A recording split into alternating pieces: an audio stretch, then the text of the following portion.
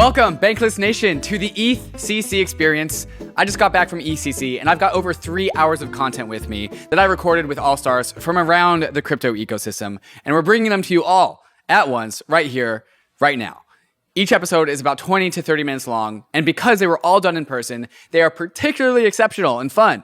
Each one of these conversations is candid, and also, for some reason, during in-real-life interviews, I just ask questions that I wouldn't have otherwise asked. So, for example, y'all remember when like Kane, Warwick, and Suzu were fighting over reasonably sized houses on crypto Twitter?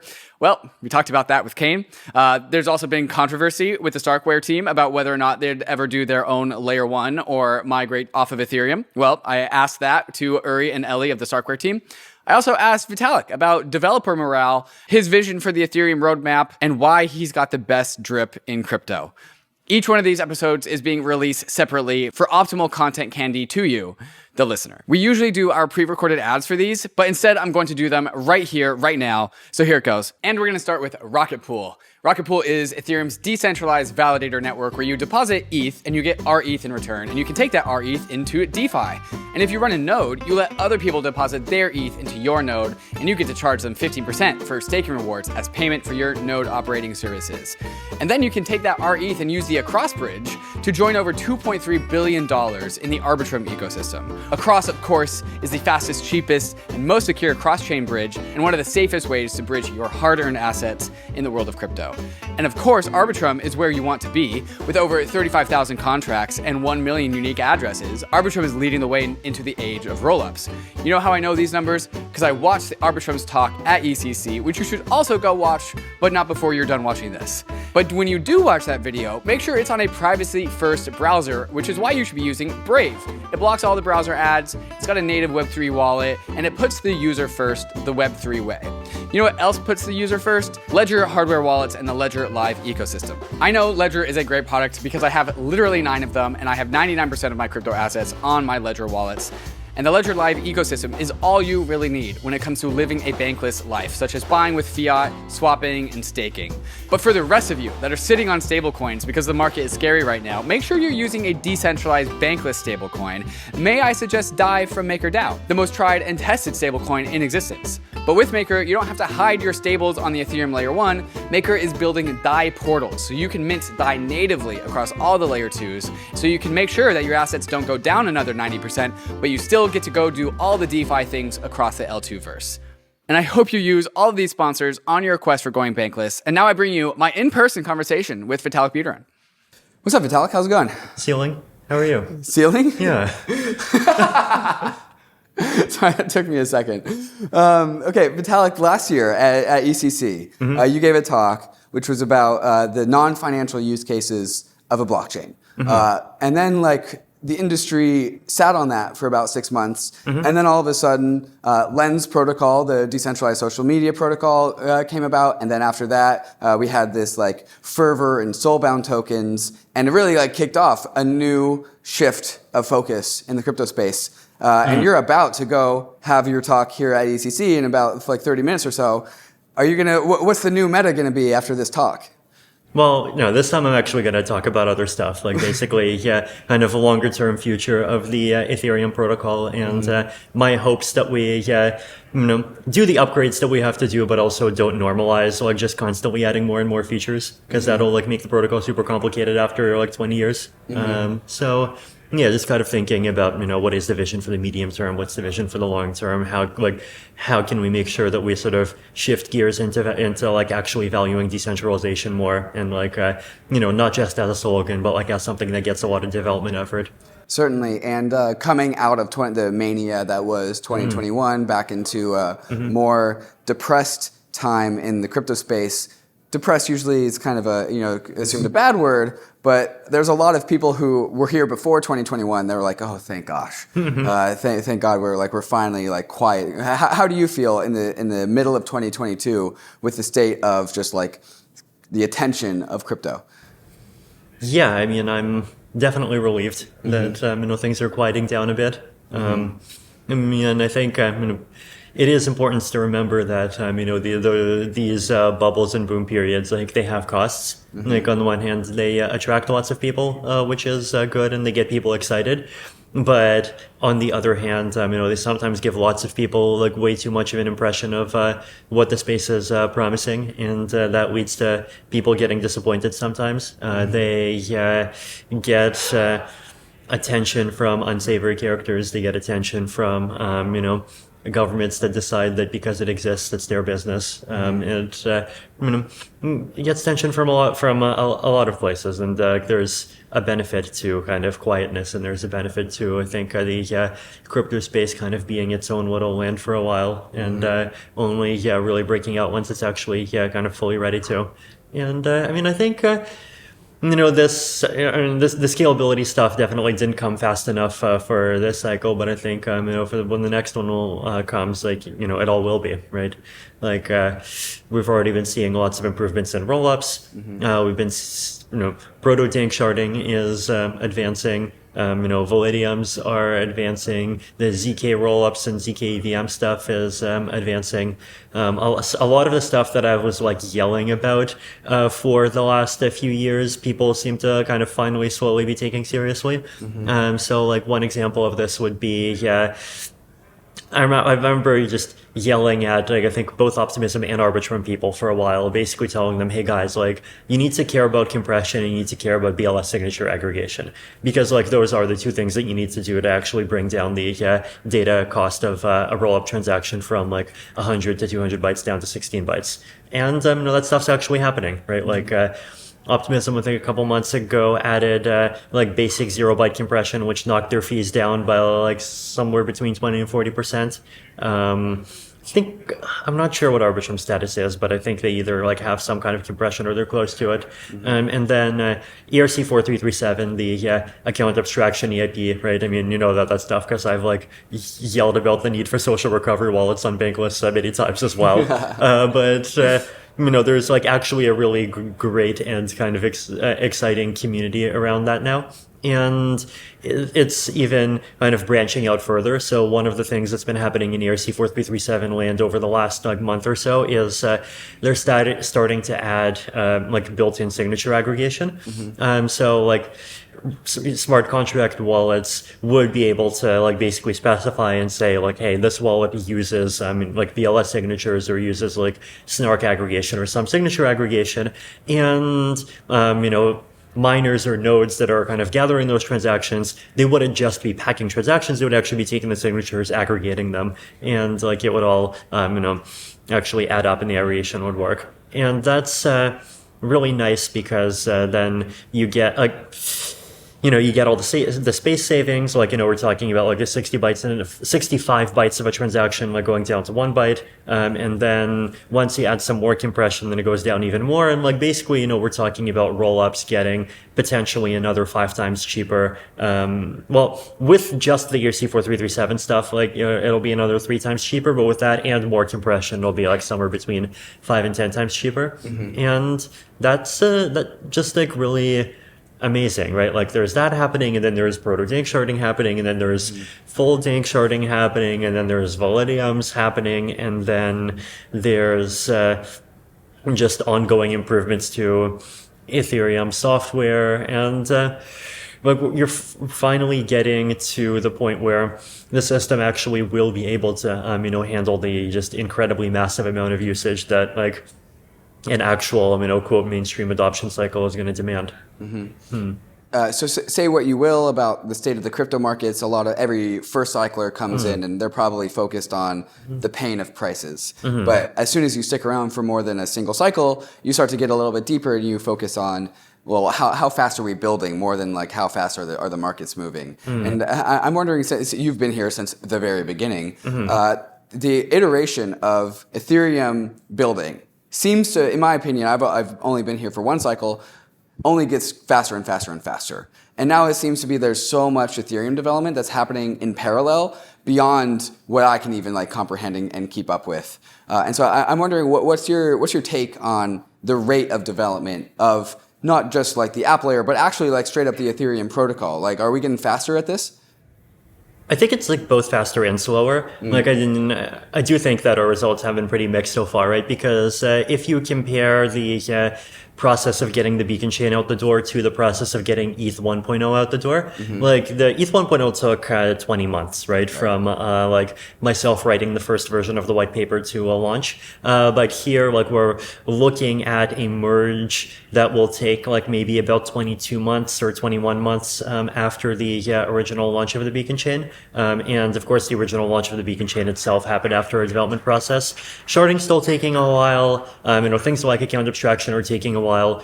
EIP, but on the other hand, like EIP 1559, that's something that was like a huge economic reform, and it's one that's had like actually pretty very significant consequences, right? That's been great for fee stability, it's been great for fast inclusion, it's been great for lots of things.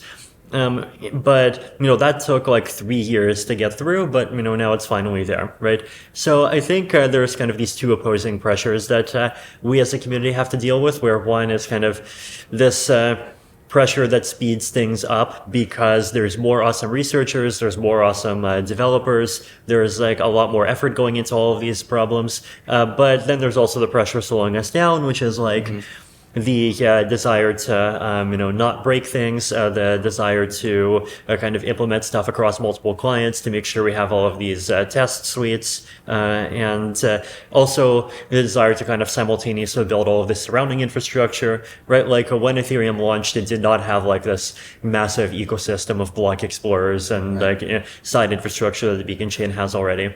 So I think like both of those pressures exist, and like to some extent that's healthy, and like to some extent this actually gets into stuff that I'm going to talk about in this presentation, which is that I think it's like healthy for Ethereum to have a bit of a move fast and break things attitude, like specifically over the next couple of years, because like we do need to radically change stuff, right? Like switching the consensus algorithm, moving over to sharding, moving over to like a very different model for how transactions get included. But at the same time, there's kind of this longer term desire where we do want L1 to kind of settle down into something that's like very stable, independent, and it's not something that kind of wins by outmaneuvering the alternatives. It's something that wins by outlasting the alternatives. Certainly. Yeah, and so I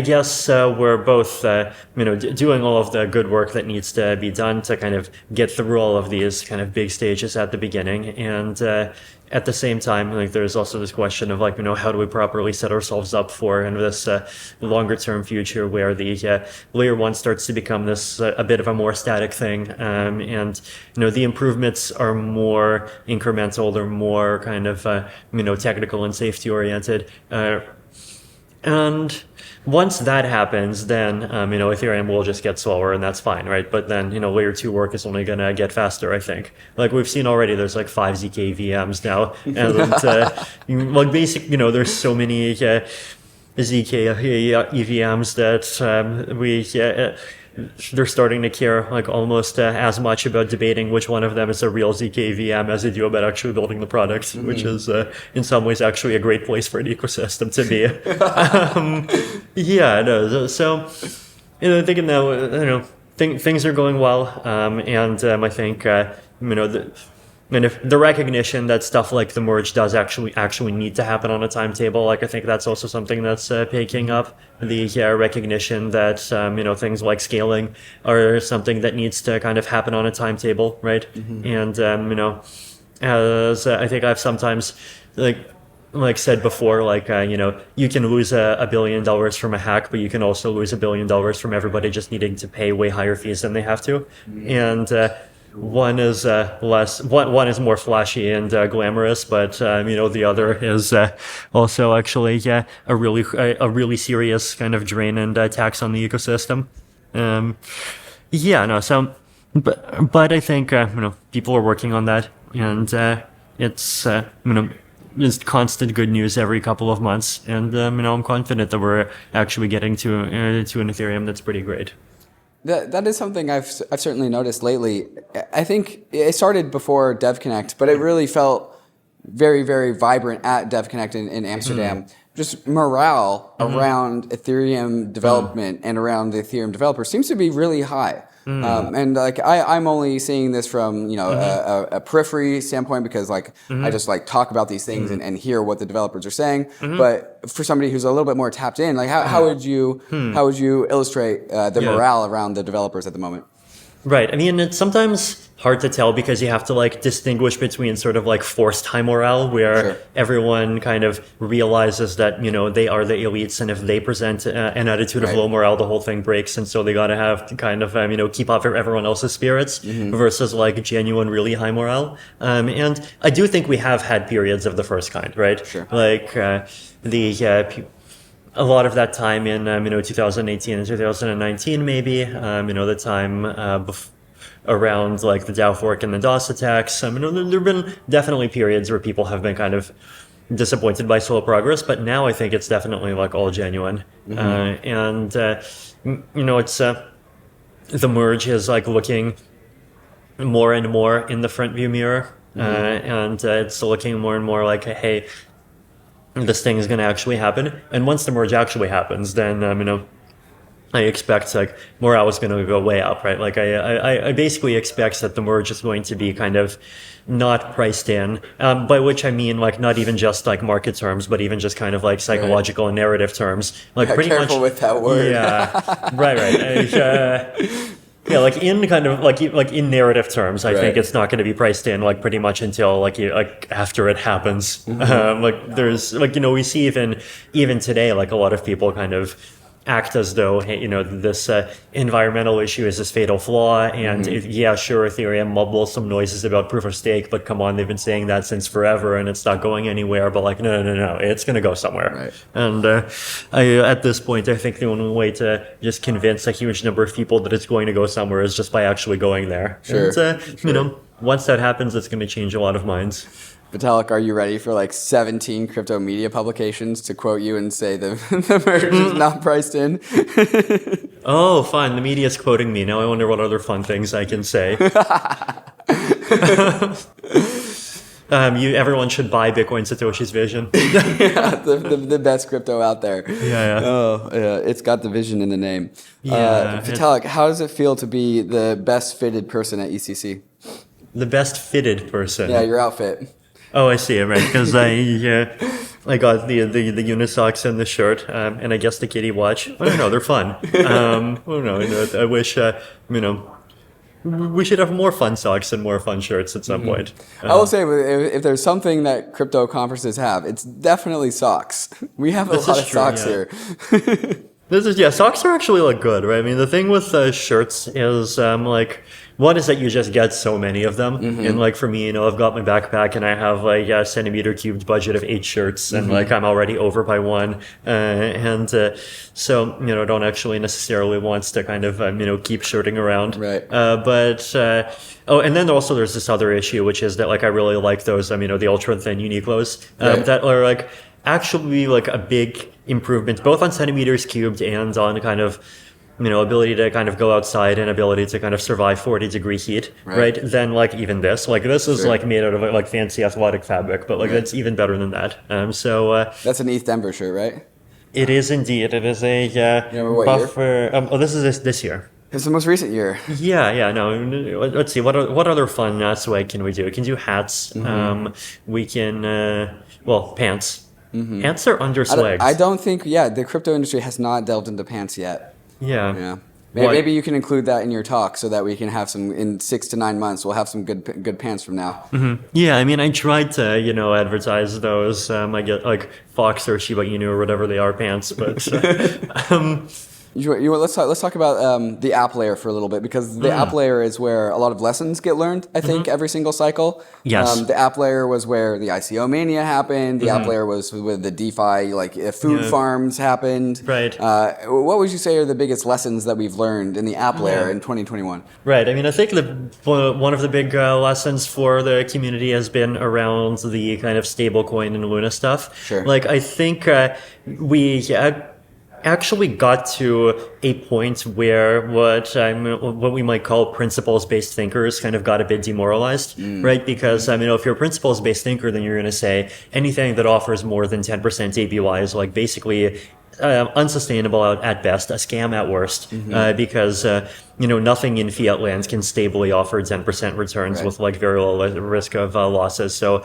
why the hell do we think the crypto space can do better, especially given that there isn't really kind of much of a real economy backing up those growth rates? But at the same time, we in 2020, 2021, we just saw this kind of ongoing, yield farming craze, and you just regularly get like, 90% APYs on yield farming, USDC or whatever, and it just kept on getting crazier. And like, that's demoralizing, right? Because like, I think a lot of people even started thinking like, wait, okay, maybe we're in a new paradigm, and maybe this whole like sanity and logic thing actually is just a fiat world Web 2 prejudice. And then, boom, and Luna suddenly taught people that like, oh, no, principles actually do matter, and we actually do live in reality. So I think, I'm very happy that incident happened just in time. I mean, I wish that it had happened a few months earlier and blew up like $5 billion instead of 50. But even still, it's better that it happened now than if it happened later when it could have blown up 500 billion. Right. Because like, when something blows up $5 billion, it's like, okay, fine, it's a bunch of rich computer geeks and they're kind of playing around and it's their fault. At $50 billion, people get more scared, but at $500 billion, it's, there's just a huge pressure for, all the big mainstream actors to consider the events to be their responsibility. And then, like, crypto's just going to completely lose its room to maneuver. So I think this is one of the reasons why, like, I've also never really joined this kind of enthusiastic desire to get a Bitcoin or an Ethereum ETF, because I think, like, we're not ready for it. Yeah, to some extent, and like I think.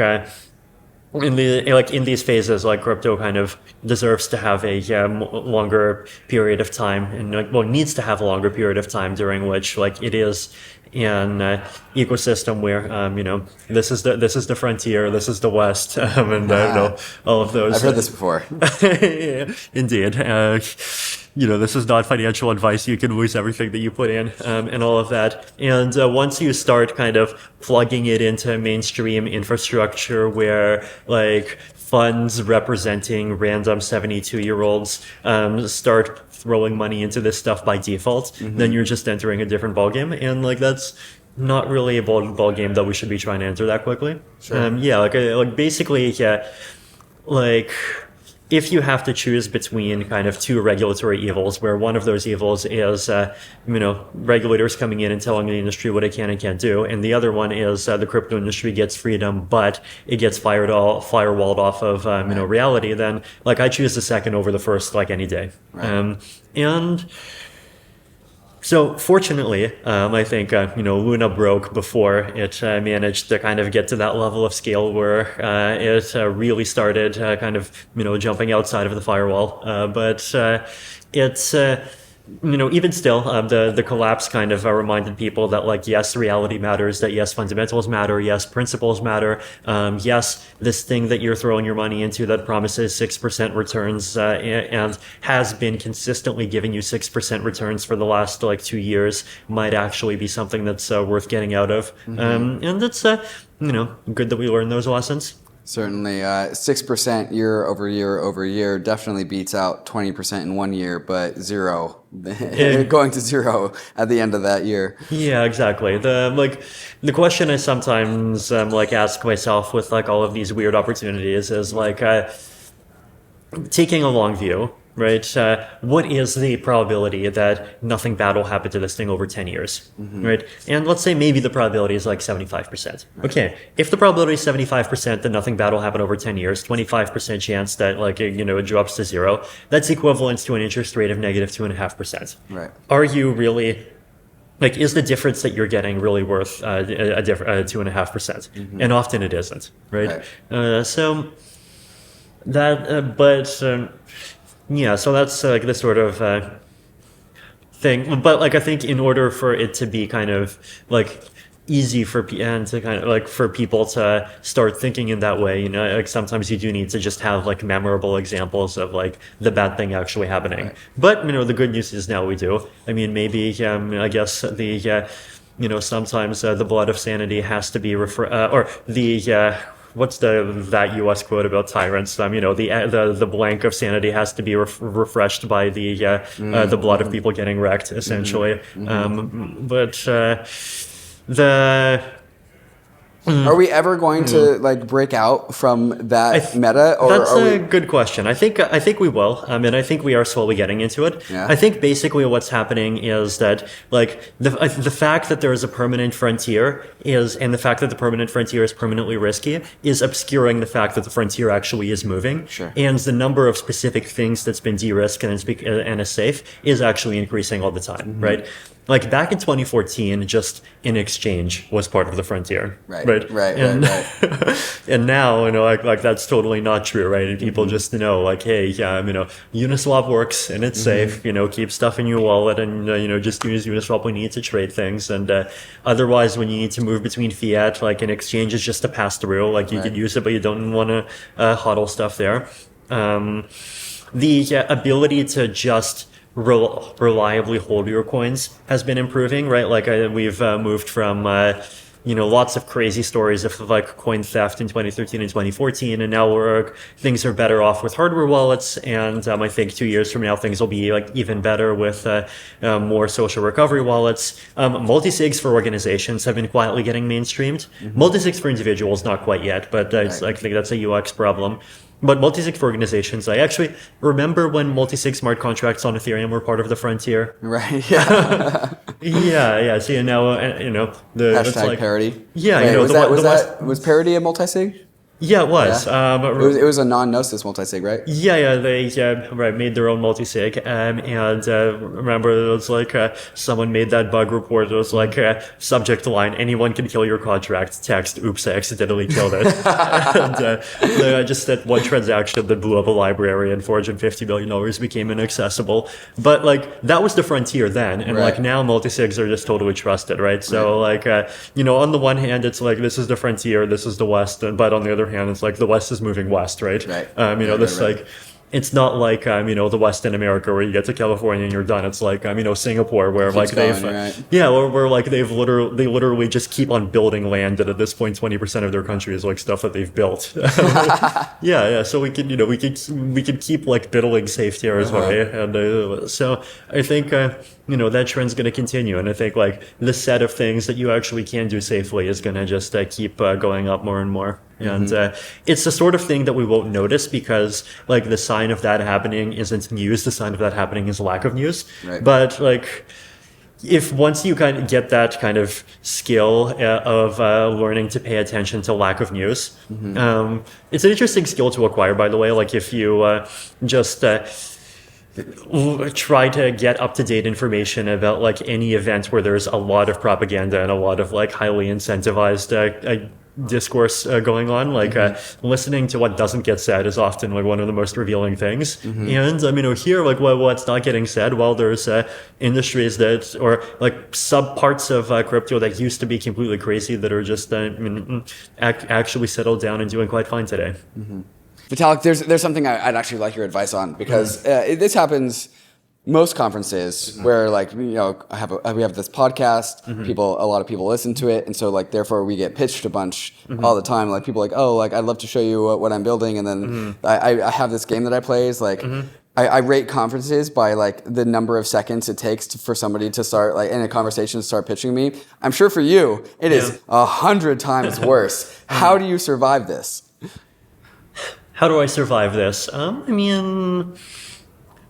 I guess like don't want to actually spend too much time conferencing. Like it's the conferences are it's actually more like an Ethereum city for a week. And if there's stuff that you want to talk to, you can or people you want to talk to, you can actually go and talk to them. It's like the presentations are almost not even there for the presentation. They're just there to make a selling point, Right. And, especially in this kind of reality where it's like 10,000 people want to come, but 1,000 people can't come, it just sort of turns into that by default. Right. But, there's also it's good to also go around and talk to people, and it's good to kind of get the general vibe, and just like get a feel for what kinds of things people care about, what kinds of like problems people are working on, what kinds of things people think are solving, and what kinds of solutions people think are important. So I think kind of it's good to get that, but you also don't want to get too much of that. Certainly. Vitalik, we've already talked about what the developers are up to, and the importance of having a timetable, for example, is perhaps a takeaway from this. But just for the broader Ethereum community, and perhaps like the non-protocol devs and non-core devs, maybe people in the app layer, but also people like me and Ryan who aren't builders but still do stuff. What would be your general request for the broadest part of the Ethereum community? What do we need to do to just be a better community in 2022 and beyond? I feel like my advice is the same as my advice has always been, which is like elevate meaningful stuff. There's just all of these projects, like even the ERC 4337 team, right? Like they don't have a token, they don't have a glamorous marketing department. They're doing stuff that like I think could be revolutionary, that I think could greatly improve the state of wallet safety, and could even make optimistic rollups 3 times cheaper. Sure. People like that deserve some love. People who are like activists in random countries for whom crypto actually is a lifeline to avoid being deplatformed. That like I've just like gotten to know more and more of those from all kinds of places over the last couple of years. And I talked to a bunch out of Russia, obviously, but there's like lots of different places, and people like that are part of the community. People trying to make better social media platforms where the goal isn't just like, hey, this thing's going to be magically better because it has a token, but to like have some interesting perspective about like, hey, what in particular makes Twitter unproductive and toxic to the extent that it is, and like how do you remove that and how do you replace that with like some positive mechanic. And look, there's just all of these different kind of corners of Ethereum land that are doing interesting stuff, and I think sometimes they need funding, sometimes I think they just need kind of attention, and they need help in kind of finding other people who care about the same thing, they need moral support. So the more that we can do to help them, I think the better. Certainly. Vitalik, there's a talk that I have to go get to. It happens to be yours. So we have to conclude this interview. So thank you for joining me. Yeah, thank you too. Cheers.